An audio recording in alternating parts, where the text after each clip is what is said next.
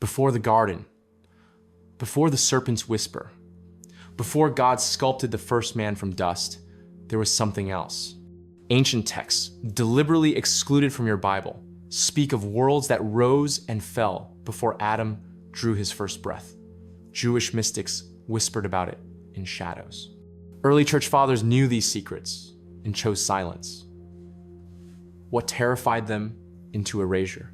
The answer lies buried in fragments of Aramaic scrolls, in banned chapters of Enoch, in rabbinical texts deemed too dangerous for common eyes. These were not myths or metaphors, they were memories. Tonight, we excavate what existed in that void before Genesis 1, verse 1. What we uncover will fundamentally alter everything you thought you knew about creation itself. Chapter 1, the silence before creation. In the beginning, we are told, there was nothing. Darkness upon the face of the deep, the Spirit of God moving upon the waters. And then, light. Then earth. Then life. Then Adam, formed from dust, breathing his first breath in a garden, unmarred by time or death. But what if that story begins in the middle? What if, before the first word of Genesis ever echoed into existence, there were other words, other creations, other experiments in being that rose and fell like waves upon an endless shore? What if the void described in Genesis 1, verse 1 was not empty at all, but crowded with the ruins of civilizations, the echoes of failed worlds, the remnants of creations that God himself unmade? This is not speculation. This is not fantasy. This is the forbidden knowledge that ancient rabbis whispered in shadows, that early church fathers knew and deliberately concealed, that entire libraries of sacred texts hint at in passages too dangerous to speak aloud.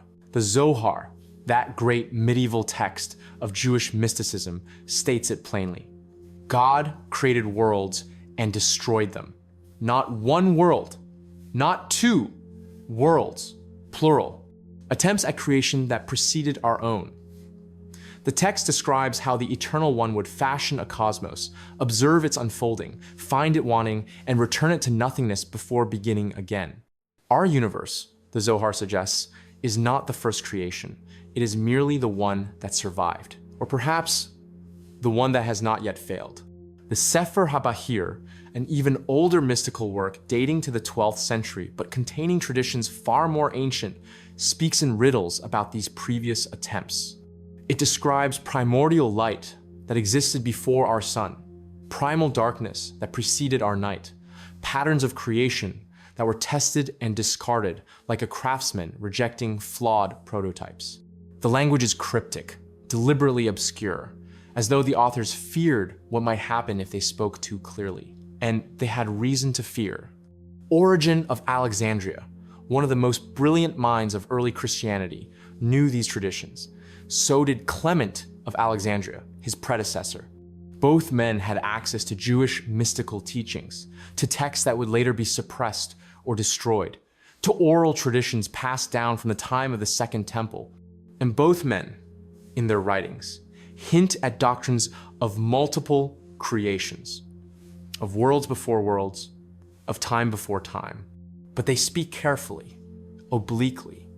They reference these ideas only to dismiss them, only to warn against them, only to insist that Orthodox Christianity teaches a single, perfect, unrepeatable creation. Their very defensiveness betrays them.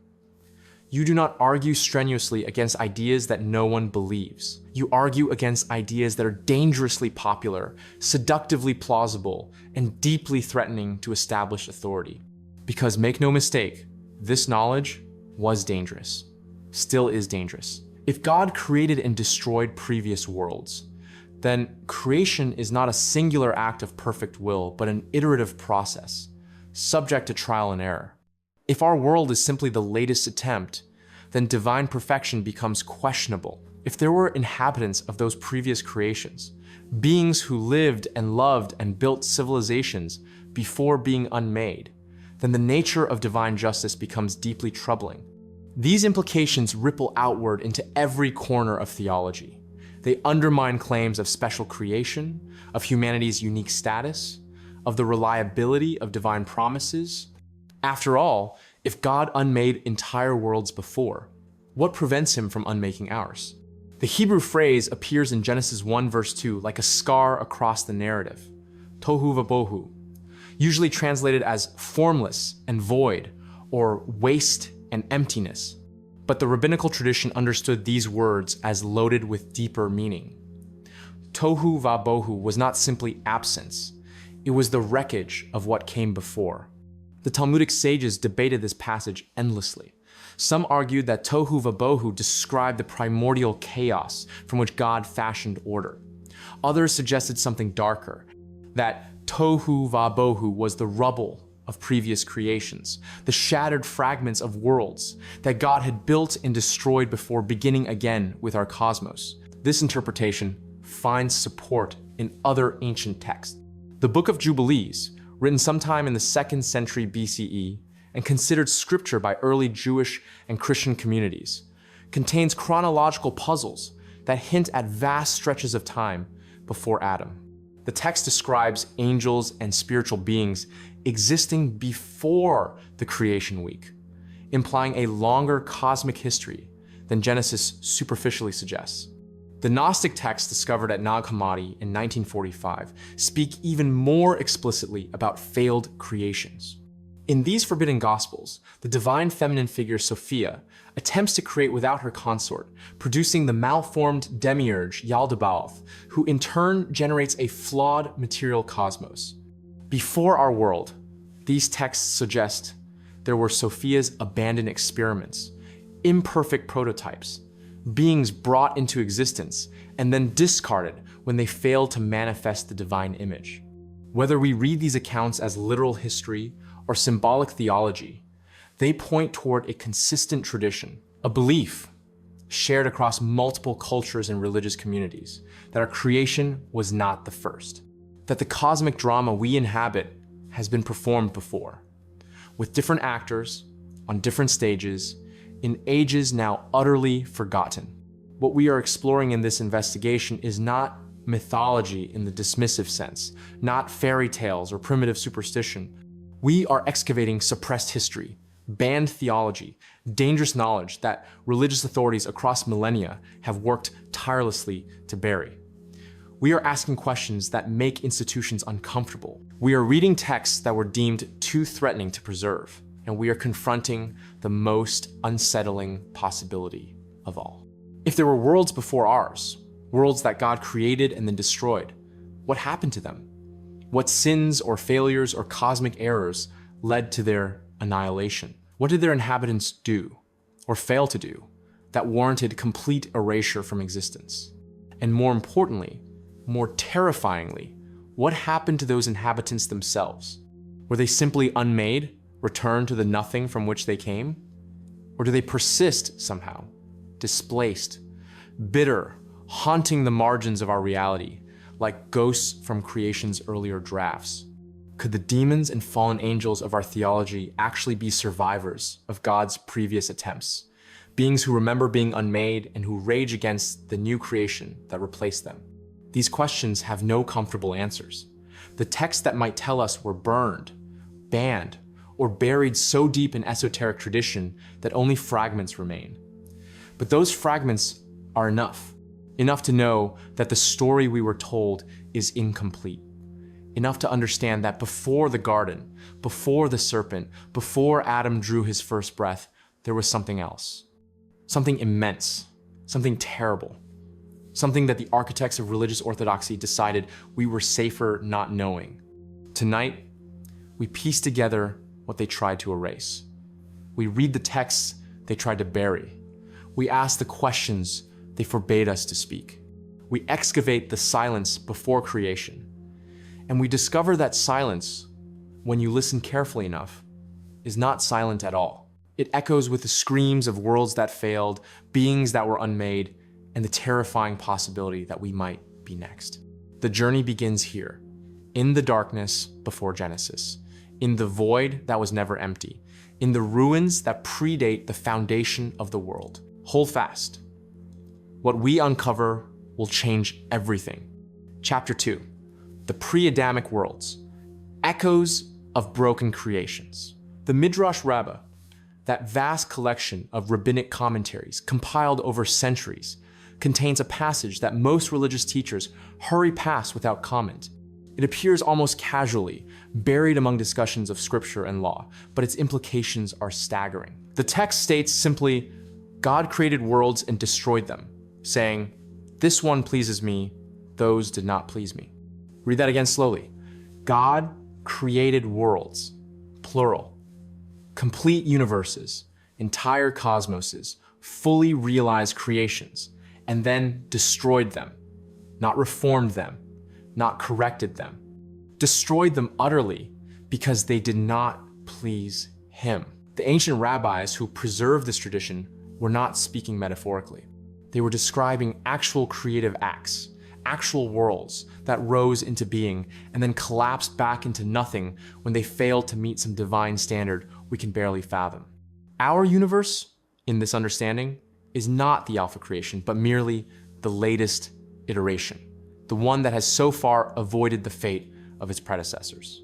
This teaching finds its fullest expression in the Kabbalistic doctrine known as Shevirat HaKelim, the shattering of the vessels. According to this profound and disturbing cosmology, before our ordered universe could exist, God attempted to pour divine light into containers, into vessels meant to hold and structure that infinite radiance. But the vessels could not withstand the intensity of what they contained. They shattered. They broke apart catastrophically, scattering fragments of divine light throughout a primordial void and creating the conditions of chaos and mixture that our world would eventually emerge from. Rabbi Isaac Luria, the 16th century mystic who systematized this teaching, described the catastrophe in detail. He spoke of primordial vessels that existed in a state before time, before space, before any of the categories we use to understand reality. These vessels were meant to be the architecture of the first creation, the framework upon which existence would be built. When they shattered, they left behind shards, fragments, husks called kilipot that trapped sparks of the original divine light. Our world, Luria taught, is built from the wreckage of that catastrophe. Every object, every being, every particle of matter contains within it sparks from the shattered vessels of the previous creation. The entire purpose of human existence in Lurianic Kabbalah is tikkun olam, the repair of the world, which means literally gathering those scattered sparks and restoring them to their proper unity. But notice what this implies. We are not living in a pristine first creation. We are living in a salvage operation, an attempt to reconstruct something workable from the debris of cosmic failure. The biblical text itself contains coded references to these pre-Adamic worlds, if you know where to look. Genesis 36 provides a list of the kings of Edom who reigned before any king reigned over the Israelites. The passage seems like a dry genealogical aside, easily skipped. But the Kabbalists read it as something far stranger. These kings of Edom, they argued, were not merely ancient rulers. They were symbolic representations of the previous worlds, the failed creations that preceded ours. The text lists 8 kings, each of whom died and was succeeded by another. 8 worlds that rose and fell before our own. 8 attempts at creation that God initiated and then abandoned. The Zohar elaborates on this reading, describing how each of these primordial worlds had its own character, its own laws, its own inhabitants, before collapsing back into the void. And here is where the teaching becomes truly unsettling. If these were complete worlds, they had populations, beings lived in them, civilizations rose, consciousness emerged, evolved, built cities and temples and towers, and then everything was unmade. Everyone who had ever existed in those worlds simply ceased to be when God decided the experiment had failed. The Zohar speaks of sparks from these previous creations that survived their destruction and became embedded in our reality. These are not metaphorical sparks. The text describes them as fragments of consciousness, remnants of beings who existed in the prior worlds, now trapped like fossils in the structure of our cosmos. When you encounter evil, when you face temptation, when you feel the pull of chaos and destruction, you are not fighting your own fallen nature alone.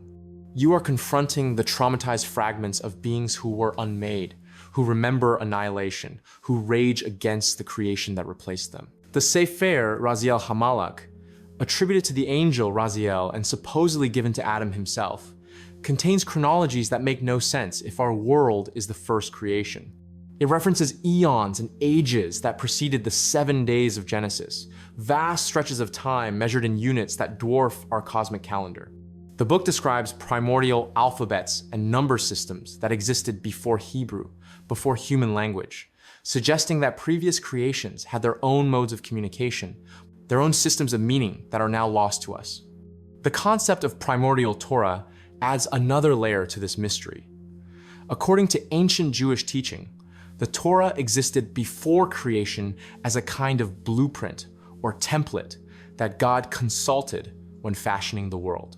But if the Torah predates creation, and if there were multiple creations, then the Torah must have been present for all of them. This means the same divine instruction was given to previous worlds, previous humanities, previous chosen peoples, all of whom failed in ways we can only guess at.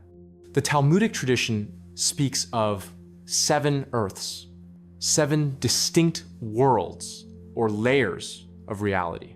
Scholars have debated for centuries whether these 7 earths exist simultaneously as parallel dimensions or sequentially as successive creations.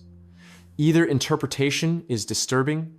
If they are parallel, it means our reality is only one slice of a much larger cosmic structure, and beings from other earths might intrude into ours. If they are sequential, it means we are living in the 7th iteration, and there are no more attempts left after us. The Book of Enoch, preserved in full only by the Ethiopian Orthodox Church, but known in fragments to ancient Jewish and early Christian communities, hints at pre-Adamic civilizations.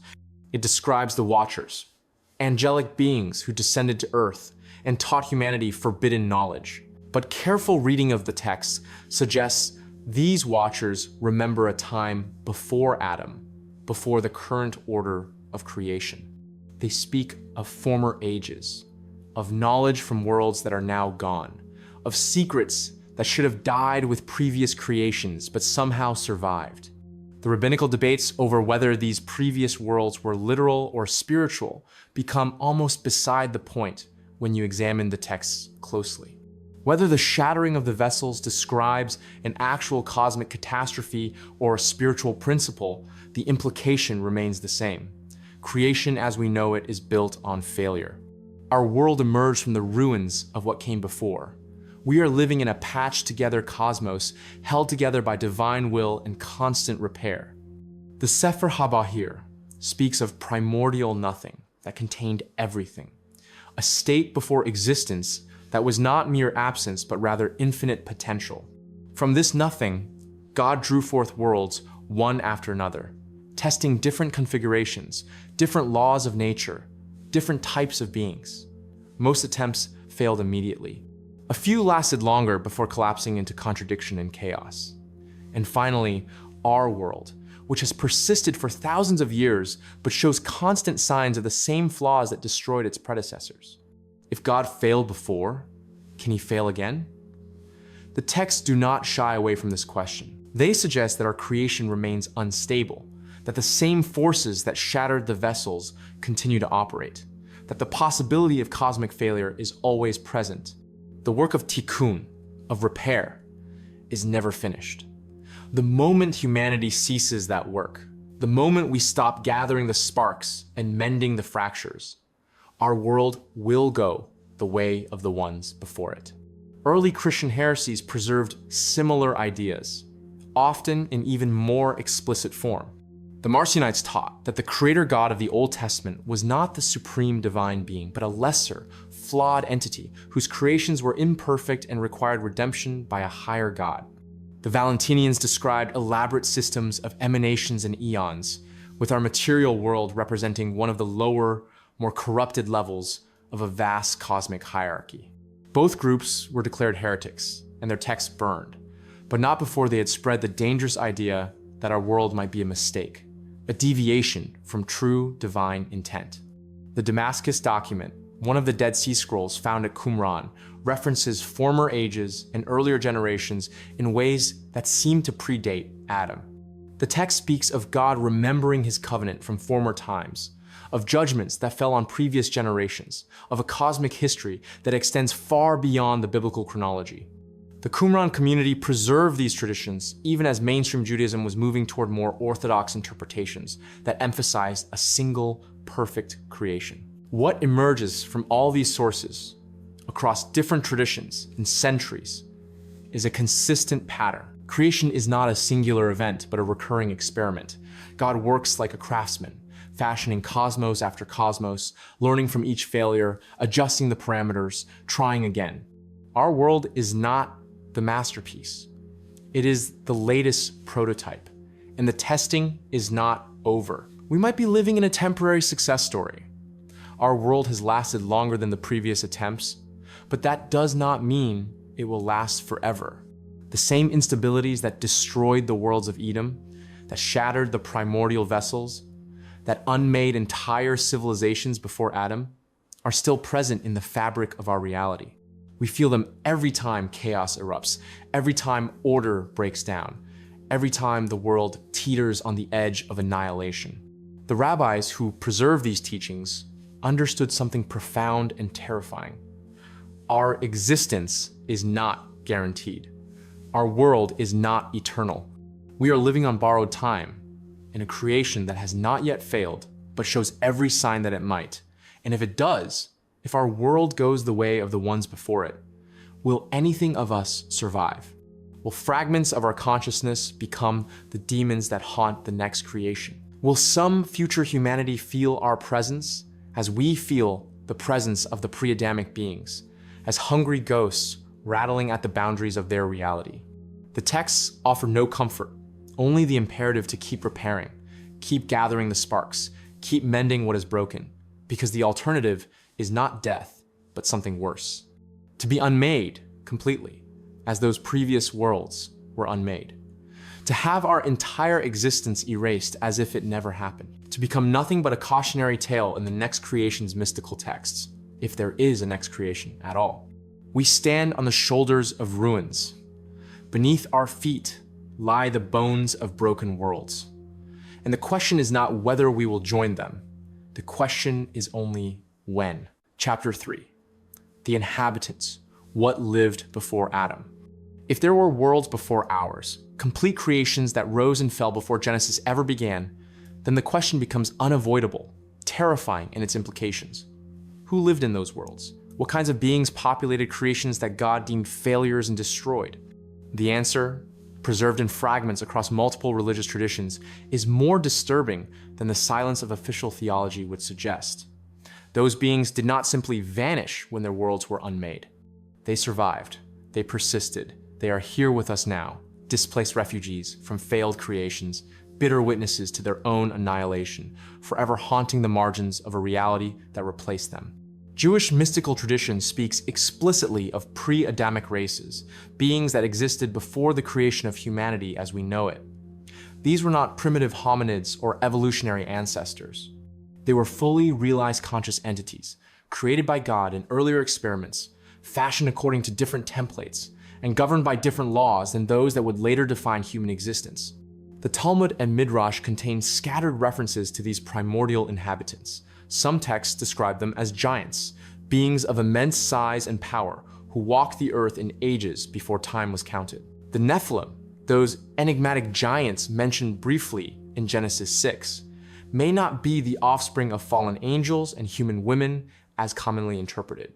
They may be survivors of previous creations, beings who somehow endured the destruction of their world and found themselves marooned in ours, genetic and spiritual anomalies that did not belong to the current order of existence. Louis Ginzberg's monumental compilation, Legends of the Jews, drawing on centuries of rabbinic tradition, describes pre-Adamic beings in unsettling detail. According to these legends, God created and destroyed numerous races before finally fashioning Adam. Each race had its own characteristics, its own purpose, its own reason for failing to meet divine standards. Some were too rebellious. Others were too passive. Some lacked the capacity for moral choice. Others chose evil so consistently that their continued existence became intolerable. When God destroyed these races, most were annihilated completely. But some survived in altered form, transformed by the catastrophe that unmade their worlds. They became the shadim, the demons and harmful spirits that infest our reality. They became the mazakim, the damagers who cause unexplained illness and misfortune. They became the rushot ra'ot, the evil spirits who tempt and torment humanity. Consider Lilith, that dark feminine figure who appears in Jewish folklore as Adam's first wife. The tradition describes her as refusing to submit to Adam, fleeing the garden, and becoming the mother of demons. But older layers of the tradition hint at something stranger. Lilith may predate Adam entirely. She may be a survivor of an earlier creation, a being fashioned according to different principles of gender and power, someone who remembers a world where the hierarchies that define our existence did not yet apply. When Adam was created, Lilith was already there, already ancient, already bitter about what had been lost. Her rebellion against Adam was not the petulant defiance of a created being against her role. It was the rage of someone who had seen her entire world destroyed and who refused to accept the rules of the replacement reality. The Talmudic references to shadim describe them as beings created on the eve of the first Sabbath, in the twilight moments before God rested from creation. God began to make them but did not finish, the texts say, creating their souls but not their bodies, or their bodies but not their souls. But this may be a sanitized version of a darker truth. The shadim may be incomplete because they are refugees from incomplete creations, beings from worlds that God abandoned midway through the creative process. Islamic tradition preserves parallel accounts that are even more explicit. The Quran speaks of the jinn, beings created from smokeless fire thousands of years before Adam was fashioned from clay. The jinn had their own civilizations, their own prophets, their own relationship with God. They inhabited the earth long before humanity arrived, building cities and kingdoms in a pre-Adamic age. But the jinn, according to Islamic teaching, became corrupt. They shed blood. They spread chaos. When God decided to create Adam, the angels objected, saying, "Will you place upon the earth one who will cause corruption and shed blood while we exalt you with praise?" The angels were not asking a hypothetical question. They were pointing to the historical precedent of the jinn, the previous inhabitants of Earth who had already demonstrated the dangers of giving free will to created beings. Ibn Kathir, the great medieval Quran commentator, elaborates on this tradition. He describes multiple generations of jinn who ruled the earth before Adam, each more corrupted than the last, until finally God sent an angelic army to subdue them and clear the way for humanity. But the jinn were not destroyed.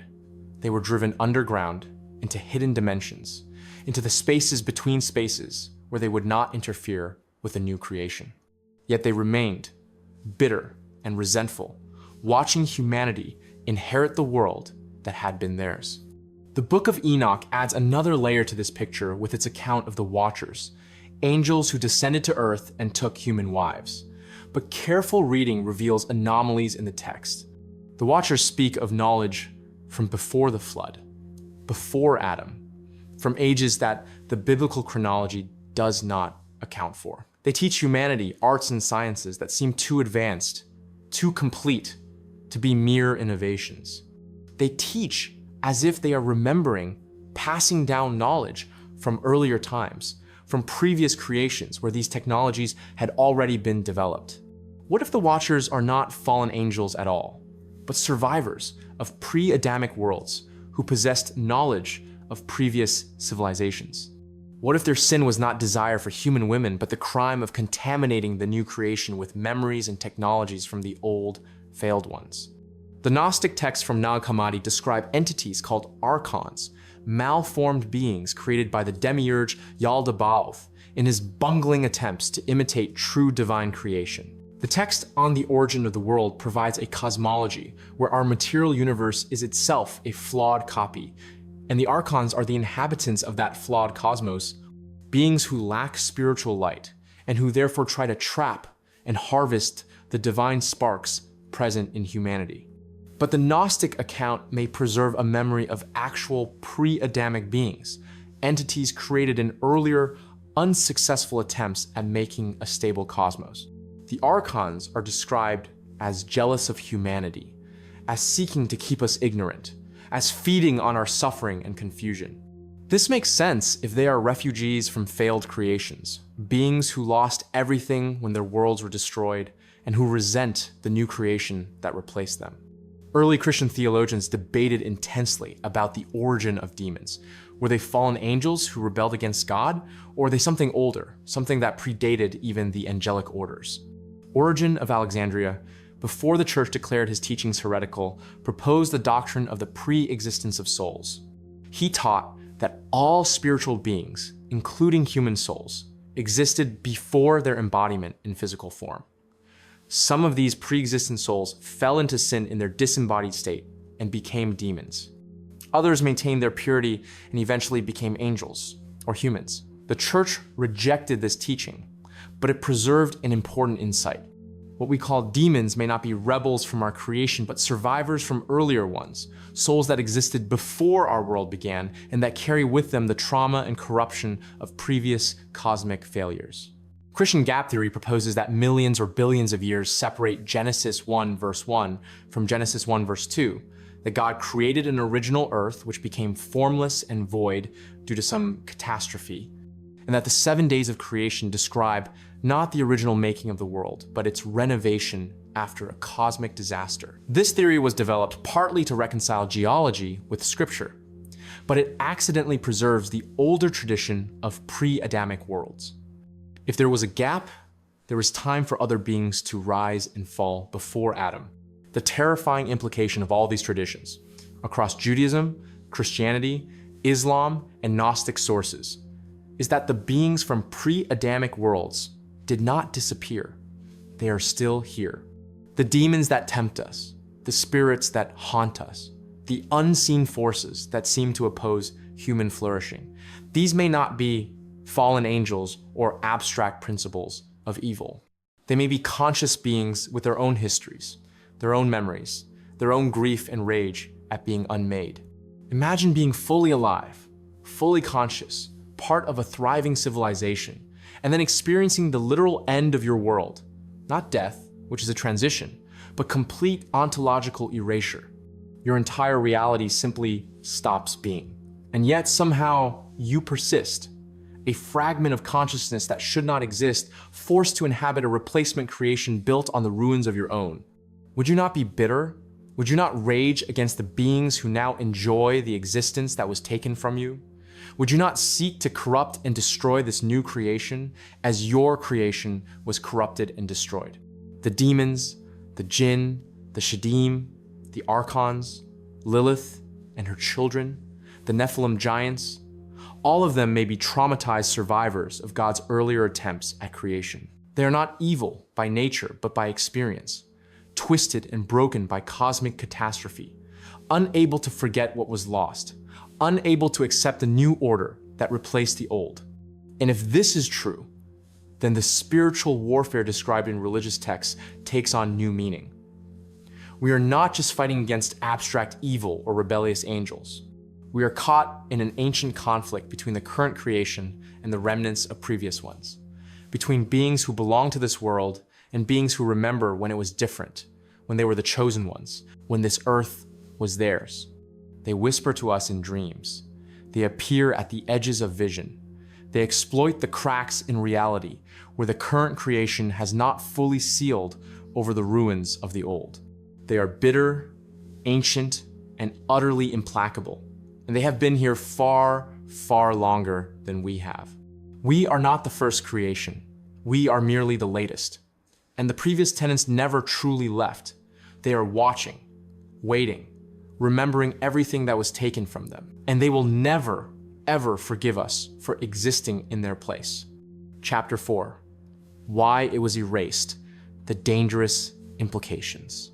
In 325 CE, Emperor Constantine convened the Council of Nicaea, gathering bishops from across the Christian world to settle doctrinal disputes that threatened to tear the young church apart.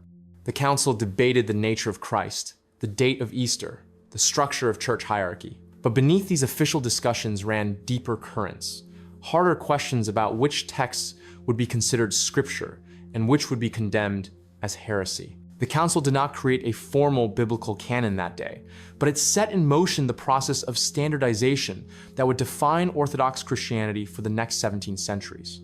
And in that process of standardization, certain ideas had to be eliminated, certain questions had to be forbidden, certain texts had to disappear. The teaching of pre-Adamic worlds was among the first casualties. The texts deemed heretical were not chosen randomly. They were selected with precision, targeted because of the specific threats they posed to the emerging power structure of institutional Christianity. Books that suggested multiple creations undermined the doctrine of divine perfection. If God had created and destroyed previous worlds, then creation was a process of trial and error, not an act of flawless, omnipotent will. And if God could make mistakes in creation, what else might he be wrong about?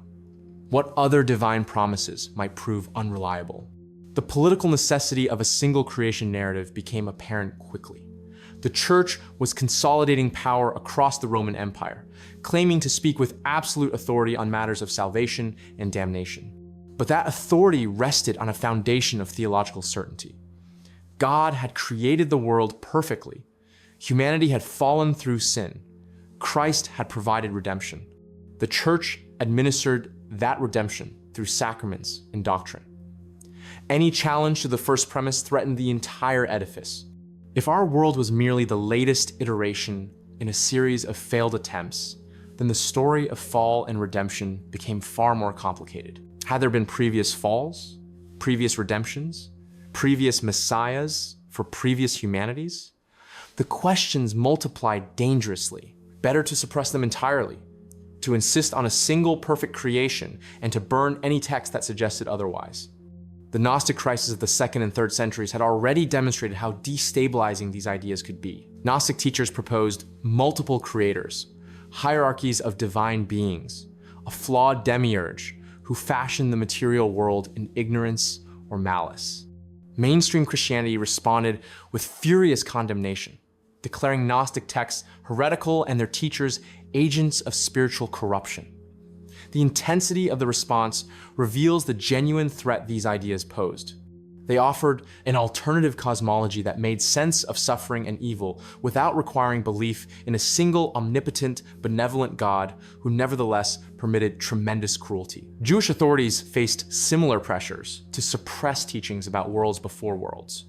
The rabbinic consensus that emerged in the centuries after the destruction of the Second Temple emphasized God's unity, perfection, and the special covenant with Israel. Tales of previous creations and pre-Adamic races complicated this narrative uncomfortably. If there had been other chosen peoples in other creations, what made Israel's covenant unique? If God had destroyed entire worlds, what guaranteed the permanence of his promises to Abraham? Maimonides wrestled with these tensions in his Guide for the Perplexed, written in the 12th century. He argued that the mystical teachings about multiple worlds should be read allegorically as spiritual truths expressed in the language of myth rather than literal cosmological history. His position sparked fierce controversy. Some rabbis agreed that allegory preserved dangerous teachings by rendering them harmless. Others insisted that allegory was itself a form of suppression, a way of denying the plain meaning of texts that previous generations had understood literally. The implications extended beyond abstract theology into the practical matter of redemption. If creation itself was flawed, built on the ruins of failed previous attempts, then the possibility of true redemption became questionable. How can you redeem what is fundamentally broken? How can you repair what was never whole? The Kabbalistic concept of tikkun olam, the repair of the world, took on desperate urgency. We are not maintaining a perfect creation, but attempting to fix a catastrophically damaged one. Gathering sparks from shattered vessels, trying to achieve what God himself had failed to accomplish in previous iterations. Augustine of Hippo, the most influential theologian in Western Christianity, explicitly rejected any doctrine of eternal recurrence or multiple creations.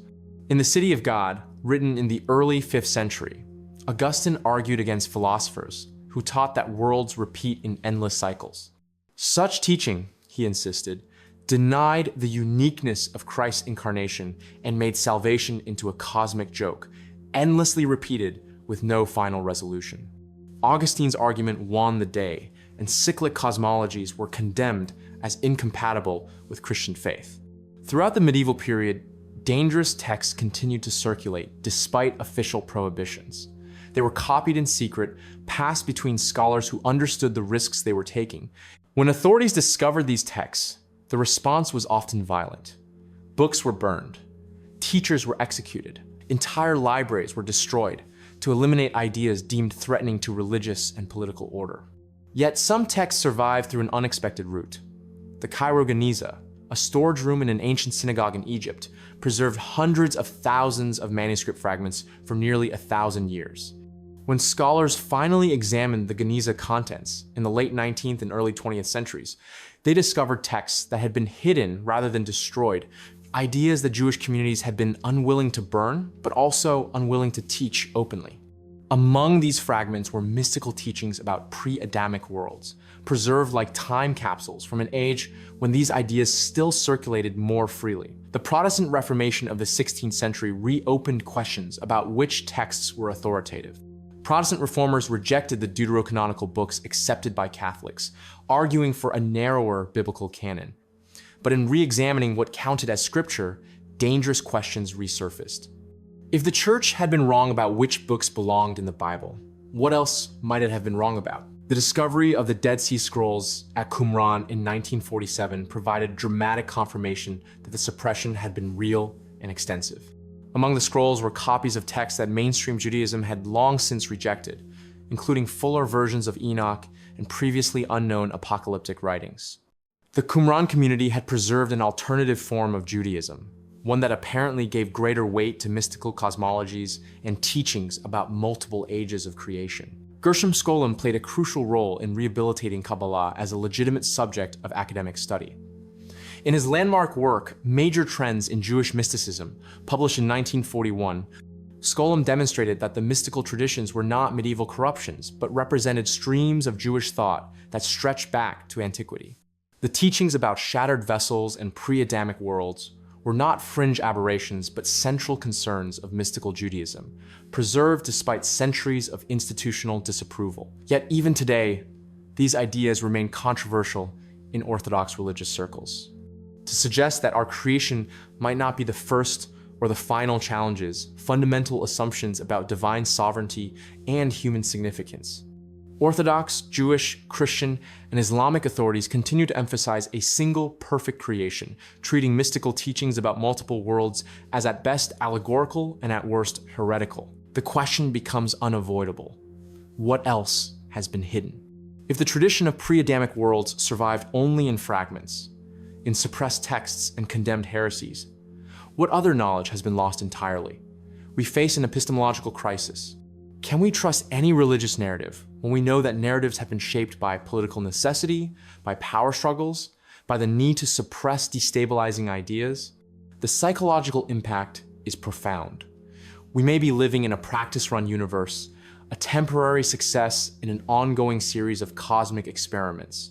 Our existence might not be the culmination of divine purpose, but merely another iteration in an endless process of creation, evaluation, and destruction. Strangely, modern cosmology has begun to validate some of these ancient intuitions. Multiverse theory proposes countless parallel universes, each with different physical laws. Cyclic cosmological models suggest the universe expands and contracts in eternal oscillation, with each cycle representing a new creation rising from the ashes of the previous one. The ancient mystics, working without telescopes or equations, somehow arrived at similar conclusions through spiritual insight and textual interpretation. If there were worlds before ours, then the logic is inescapable. There will be worlds after. Our creation will eventually join the ranks of the failed experiments, the shattered vessels, the unmade cosmoses. Whether through slow entropy or sudden catastrophe, our reality will end, and God will try again, fashioning new worlds according to new patterns, creating new beings who will have no memory of us. Adam was not the first. The mystical texts make this clear beyond any doubt. He was simply the first of this iteration, the prototype human of the current creation. Before him stretched eons of other beings, other humanities, other chosen peoples who rose and fell in worlds we cannot imagine.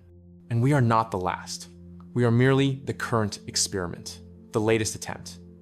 The same forces that destroyed previous creations remain active in ours. We feel them in every collapse of meaning and order. The shattered vessels have not been repaired. The sparks have not all been gathered.